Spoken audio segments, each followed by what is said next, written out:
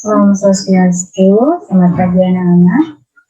Hari ini kita akan melakukan proses pembelajaran yaitu pada materi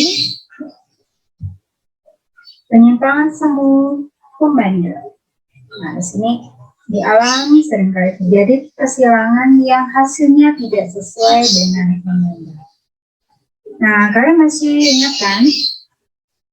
Hukum Mendel dengan dua sifat persilangannya yang disebut dengan dihibridisasi menghasilkan rasio perbandingan fenotip adalah 9 berbanding 3 berbanding 3 dan berbanding 1.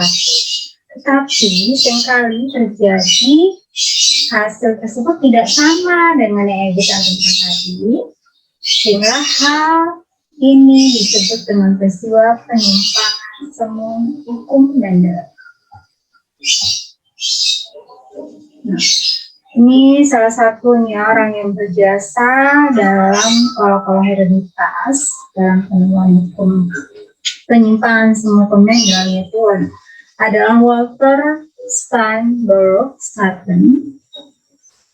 Menyatakan bahwa jumlah kromosom yang dikandung oleh sel sperma dan sel bersama organisme baru sebagai hasil fertilisasi mengandung 2 perangkat kromosom pada setiap selnya. Kemudian dalam meiosis kedua perangkat kromosom memisah secara bebas. Kemudian bentuk dan identitas setiap kromosom adalah tetap.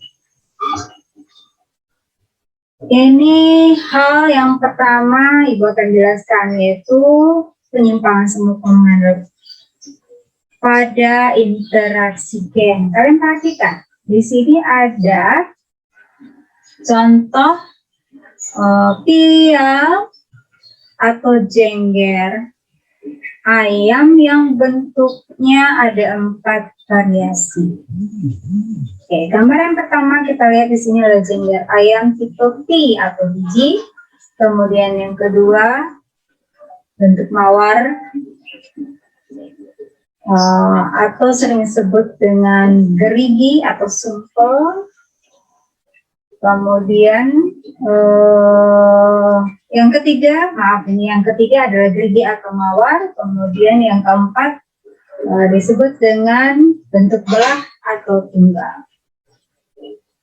Dengan kode genotipnya kalian perhatikan, bentuk biji di sini perhatikan. Kata yang mesti kalian ingat adalah fenotipnya V.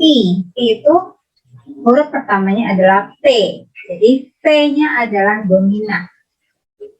R-nya R kecil double, P besar strip. Artinya strip yang di sini bisa huruf besar, bisa huruf kecil. Sedangkan bentuk mawar atau gerigi atau sering disebut dengan rose, genotipnya adalah rose, huruf pertamanya adalah R, R-nya adalah dominan, huruf besar. R besar, strip, P kecil, P kecil. Sedangkan yang bentuk sumpel atau walnut, ini genotipnya adalah R besar dan P besar. Di tengah-tengah bisa bervariasi, bisa R besar, bisa P besar, bisa P kecil. Kemudian bentuk yang terakhir adalah ini bersifat resesif. Semuanya dari genotipnya adalah kode huruf kecil. R kecil, R kecil, P kecil, dan P kecil. Nah, kita ambil satu contoh. Persilangan antara ayam berjengger gerigi dengan berjengger biji. Induknya di sini kita tuliskan bergerigi disilangkan dengan biji, di mana secara genotip R besar, P kecil disilangkan dengan R kecil, P besar, P besar. Kalian tentukan tipe gametnya. Jadi kalau induknya 4 huruf, berarti gametnya adalah membawa setengah dari huruf induknya, yaitu diambil R besar dan P kecil. Untuk filial satu. Di sini untuk biji R kecil P besar di mana gametnya adalah R kecil P besar. Jika kita silangkan hasilnya di sini dari gamet tadi masukkan anakan R besar, R kecil, P besar, P kecil. Sehingga kamu perhatikan R besarnya ada, P besarnya juga ada. Ini berarti tipe genotipnya adalah sumpel. Sumpel tadi sering disebut dengan istilah yaitu walnut. Ya. Apabila terjadi persilangan sesamanya antara F1 dengan F1, maka akan muncul, kalian buatkan dalam bentuk tabel, 16 tabel, nah seperti ini. Tentukan gametnya, ingat kembali rumus penentuan gamet adalah 2 pangkat N. Di mana di sini dari F1-nya terdiri atas 2 huruf yang berbeda. Ada R besar, ada R kecil, berarti di huruf dihitung 1 perbedaan, dan P besar, P kecil 1 perbedaan lagi, jadi 2 huruf yang berbeda, 2 pangkat 2 sama dengan 4. Sehingga kita akan jumpai 4 macam gamet di jelajur kanan, dan ke bawahnya juga 4 macam gamet. Nah, silakan kalian masukkan satu persatu dan terdapatlah tabel yang terisi 16 kotak seperti ini. Nah, maka dijumpailah perbandingan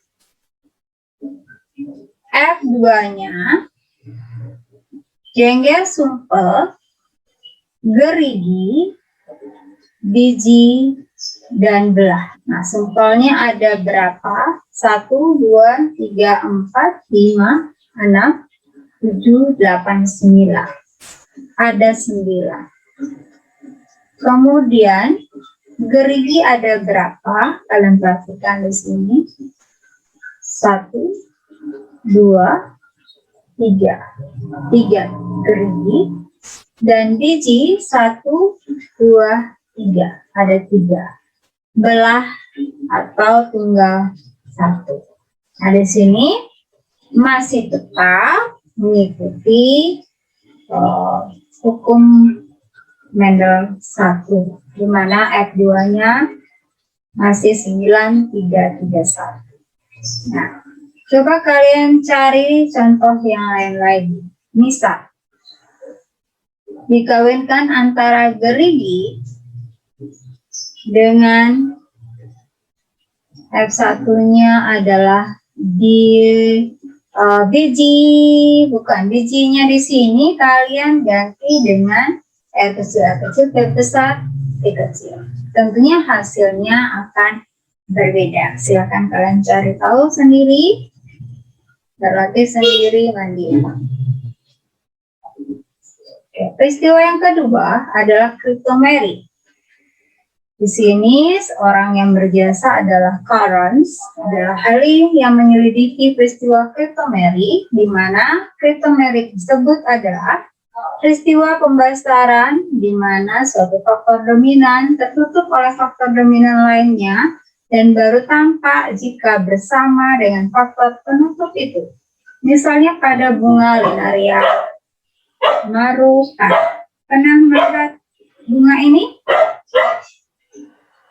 Bunga ini variasinya, lihat dari warna-warninya sangat bervariasi.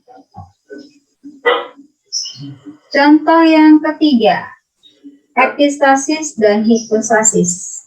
Peristiwa di mana gen dominan menutupi gen dominan lainnya yang bukan alelnya. Nah, di sini penemunya adalah Nielsen dan Henry menyelidiki peristiwa tersebut. Misalnya, di sini gandum berkulit biji warna hitam disilangkan dengan gandum berkulit biji warna kuning. Diperolehlah, perhatikan, hitam, H besar, K kecil, kuningnya H kecil, K besar. Kalian tentukan gametnya, Yang sebelah kiri hitamnya adalah H besar, K kecil. Kuningnya H kecil, K besar. Disilangkan mana akan terbentuk F1, H besar, H kecil, K besar, K kecil yang disebut dengan secara fenotip adalah hitam. Jika kita silangkan F1 ini dengan sesamanya, maka akan muncul. Perhatikan, jika H besar berdampingan dengan K besar, maka warna itu hitam.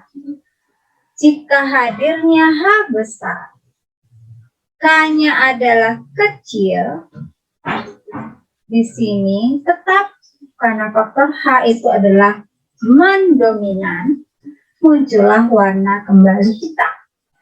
Nah, sehingga jadi penyimpangannya. Sehingga tidak 9 hasil dari warna hitam, tetapi 9 ditambah 3, 12 berkulit biji hitam.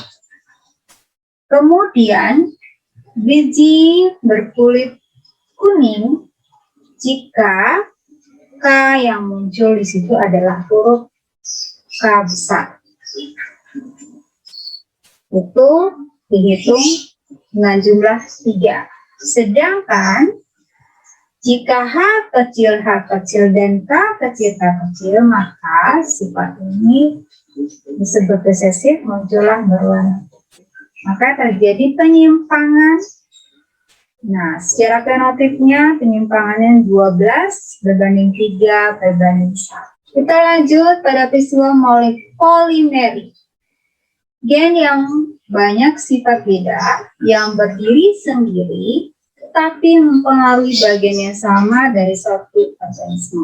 Ini adalah berjasa Nelson M.D. mengadakan persilangan pada gandum. Nah, gandum merah disilangkan dengan gandum putih, maka didapatlah gandum merah dari S1-nya. Jika gandum merah ini disilangkan sama, maka ditolak. Karena sifatnya adalah gen yang banyak sifat beda ini berdiri sendiri, maka asal tidak ada M besar, maka warnanya merah. Jika tidak ada M besar, maka warnanya putih. Nah, tentunya M besarnya kan bervariasi setiap tabelnya. Nah, ini tentunya berpengaruh pada kecerahan dari warna merah. Tetapi tetap disebut berwarna merah. Sehingga pada akhirnya dapatlah perolehan hasil fenotip merah berbanding putih, yaitu 15 berbanding 1. Oke, semoga dari penjelasan 4 macam penyimpangan semu pemendal tersebut kalian bisa mengerti. Sekian dan terima kasih untuk pertemuan kita hari ini. Om Santi Santi Santi.